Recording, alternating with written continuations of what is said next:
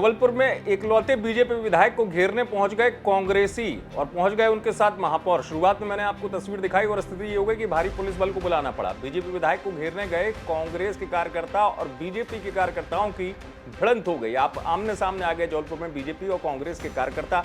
विधायक अशोक रोहाणी हैं, कैंट विधानसभा क्षेत्र से विधायक हैं। काफी अरसे से ये सीट सिर्फ बीजेपी ही जीतती आई है, बीजेपी का ही कब्जा रहा है।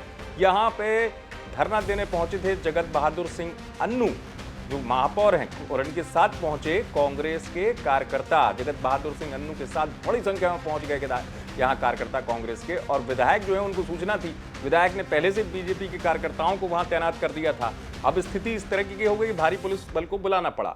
इस प्रदर्शन को लेकर जो महापौर हैं जगत बहादुर अन्नू, उनका ये कहना है कि यहाँ पर कोई काम नहीं हुआ है, कांग्रेस इसलिए प्रदर्शन करने आई है कि इतने सालों से बीजेपी का राज है और काम कुछ होता नहीं। सुनिए। 30 साल से रोहाणी परिवार कैंट विधानसभा में विधायक हैं, 30 साल से इनके भारतीय जनता पार्टी के सांसद हैं, 18 साल से ज्यादा इनके महापौर थे भारतीय जनता पार्टी के, 18 साल से ज्यादा इनके अधिकांश पार्षद हैं, 18 साल से भारतीय जनता पार्टी के मुख्यमंत्री, 10 वर्षों से इनके प्रधानमंत्री।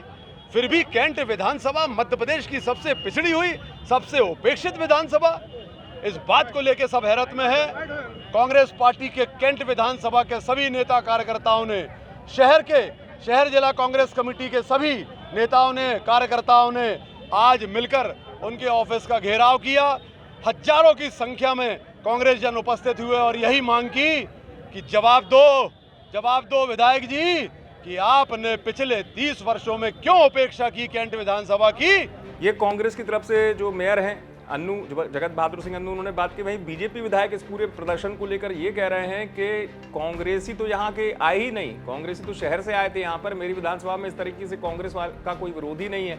सुनिए जरा बीजेपी विधायक की बात। मुझे नहीं मालूम कि कौन कांग्रेसी हैं ये, कैंट में तो शायद कोई कांग्रेसी रहा नहीं, ये कुछ शहर के इकट्ठे हो गए कांग्रेसी, क्योंकि पिछले समय से कांग्रेस यहाँ से गायब है और कभी किसी सुख दुख में या किसी के साथ कभी नहीं खड़ी हुई। अचानक कोई बाहर से कांग्रेसियों को लाकर और कैंट का माहौल को बिगाड़ने का काम कर रहा है, उसका जवाब यहाँ की जनता ने दे दिया है और वो यहाँ से भागे हैं।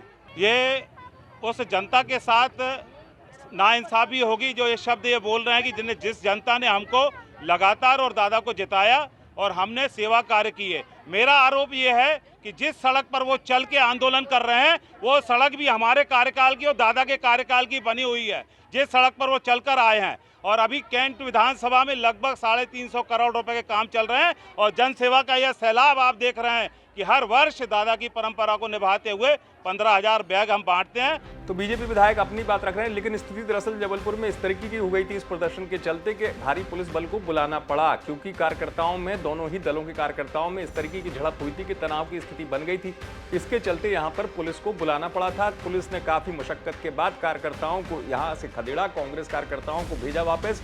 यहाँ पर स्थिति सामान्य कराने की पुलिस की तरफ से कोशिश की गई। चुनावी साल है, सियासी घमासान है। जबलपुर में जैसे मैंने बताया इकलौते बीजेपी विधायक हैं अशोक रोहाणी, उनकी सीट है, और कैंट जो है लगातार बीजेपी ही जीतती आ रही है। कांग्रेस यहाँ अपनी संभावनाएं तलाश रही है। यही वजह है कि कांग्रेस का ये शक्ति प्रदर्शन था जिसमें भारी पुलिस ने पहुंचकर कहीं जाकर समझाइश दी, तब मामला यहाँ पर शांत कराया गया। जबलपुर से आप तक खबर पहुंचाई धीरज शाह ने, आप देखते रहें।